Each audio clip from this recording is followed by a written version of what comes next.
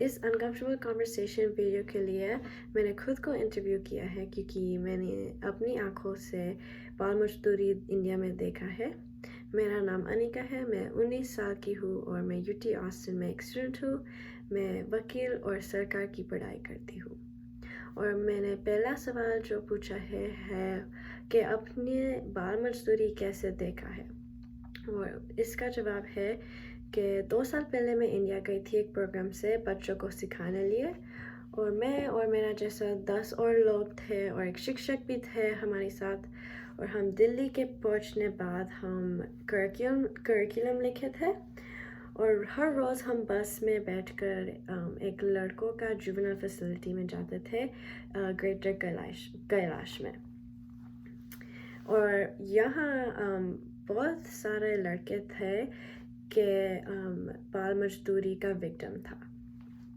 और दूसरा सवाल है कि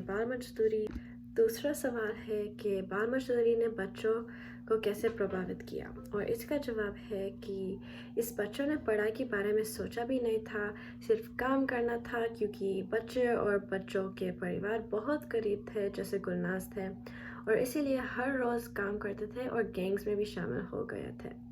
और बहुत सारे काम था और पढ़ाई नहीं थी, इसीलिए कई बच्चों चोरी में पड़ गया था और लड़ाई में पड़ गया था, और कुछ बच्चों था कि वो जेल में था क्योंकि रेप और सेक्सुअल असॉल्ट किया था। और ये एकदम ठीक नहीं है, लेकिन मैं ये कहना चाहती हूँ कि बचपन से लड़कों ने अच्छे सहयोग और मौका नहीं मिलते थे और बुरे काम में पढ़ने लगे थे। आगे सवाल है कि क्या ये बच्चों का परिवार है, और इसका जवाब है हाँ, कुछ बच्चों का परिवार है, और फैसिलिटी में उनकी क्राइम पे आधार पर उनके परिवार को मिल सकते हैं। और जब माँ बाप का दिन है तो बहुत बच्चे लोग बहुत खुश हो जाते थे, क्योंकि ये फैसिलिटी में मूड बहुत ख़राब थे, क्योंकि क्राइम्स बहुत ख़राब थे। क्राइम्स जैसे लिए वो लोग फैसिलिटी में अंदर आए थे, लेकिन जब माँ बाप को मिल सकते थे और ये मौका है तो बहुत खुश हो जाते थे।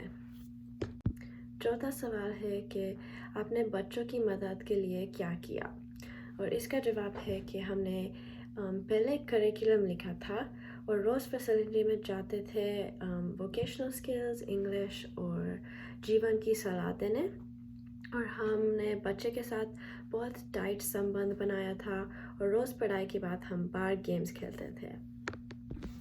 आगे सवाल है कि उन्होंने आपको क्या कहानियाँ सुनाई।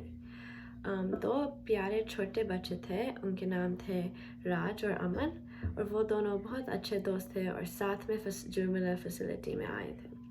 वो दोनों ने बताया कि चोरी करते पकड़ गए थे क्योंकि उसके परिवार बहुत गरीब थे, और उसके परिवार के पास पैसे और खाने नहीं मिलते थे। और राज और अमन की कहानी सिर्फ एक है बहुत सारे कहानी में। एक दूसरी कहानी थे जिसमें एक लड़कों ने दूसरे गैंग मेंबर के लिए मर्डर का दोष लिया था, क्योंकि इस आदमी ने पैसे दिए थे, और इस बच्चों को पैसे चाहिए थे क्योंकि उनके परिवार के लिए उनके परिवार के पास भी बहुत पैसे और खाने नहीं मिलते थे। और इसके बाद ये लड़कों जुवेनाइल फैसिलिटी की सज़ा मिली। मैं ये कहना चाहती हूँ कि बहुत चाइल्ड लेबर होता है इंडिया में, क्योंकि एजुकेशन का मौका नहीं मिलता है, और जब पैसे नहीं मिलते हैं चाइल्ड लेबर के बाद तो बच्चों गैंग में पढ़ते हैं और ये सब करते हैं और जुवेनाइल फैसिलिटी में पहुंचते हैं। नेक्स्ट सवाल है कि उन्हें कैसे महसूस हुआ, और मैं ये कहना चाहती हूँ कि कुछ लड़के बहुत गुस्से हो जाते थे क्योंकि इस फैसिलिटी में बहुत काम करने हैं और परिवार और दोस्तों को मिलने मौका नहीं मिलते हैं, और बहुत सारे चोर्स और ड्यूटीज़ है, ये खाना बनाओ और ये रूम में साफ़ सफाई करो। और इस फैसिलिटी के अंदर एक जेल सेल भी है, और जो लड़के वो बहुत वायलेंट हो जाते थे वो फैसिलिटी में इसमें डालते हैं। नेक्स्ट सवाल है कि उन्हें कैसे महसूस हुआ। और इस फैसिलिटी में बहुत सारे लड़के बहुत गुस्से हो जाते थे क्योंकि जो क्राइम्स कमिट किया वो बहुत बुरे क्राइम्स है, और जो फैसिलिटी का आदमी है वो बहुत बुरे आदमी है।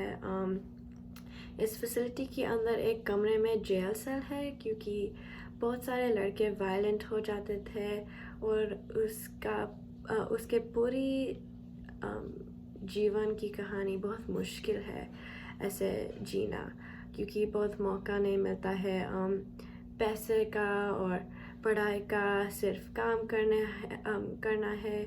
और बहुत सारे करप्शंस के लिए कोई लड़के ने खुशी नहीं मिलते थे। अंतिम सवाल है कि मैंने इस अनुभव के बारे में क्या सोचा है। मैंने इस अनुभव से बहुत कुछ सीखा है क्योंकि पूरे इंडिया में ये बहुत बड़ा प्रॉब्लम है। बच्चों को पढ़ाई करने मौका नहीं मिलता है, और जो काम मिलता है वो इससे पैसे बहुत नहीं मिलते हैं, और काम की कंडीशंस बहुत पुअर है। और आगे जो तस्वीर है जो वो बच्चे ने लिखा है हमारे लिए जब हम जा रहे थे फैसिलिटी से, और अब आगे जो करिकुलम हमने लिखे हैं, एक शिक्षक हर हफ्ते जाएंगे इस फैसिलिटी में बच्चों को सिखाने लिए। और सब लड़के बहुत इंस्पायर्ड हो गए थे और सपने बनाए थे कि वो ये बनने वाले हैं, वो बनने वाले हैं।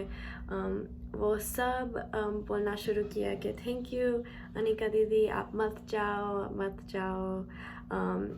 कुछ बच्चों और लड़के ने मुझे पूछा कि अनिका दीदी आपका फेसबुक क्या है, लाइक मुझे फ्रेंड करना चाहती है और ऐसे सब। So yeah.